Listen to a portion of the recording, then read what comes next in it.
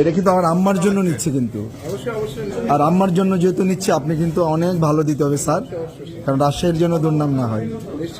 ক কেজি দিবেন আপনি? কয় কেজি দিতে পারবেন না আপনি বলুন না, কয় কেজি দিতে পারবেন?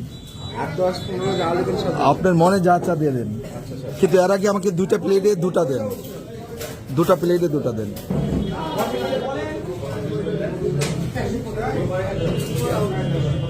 আমার হাতে দেন।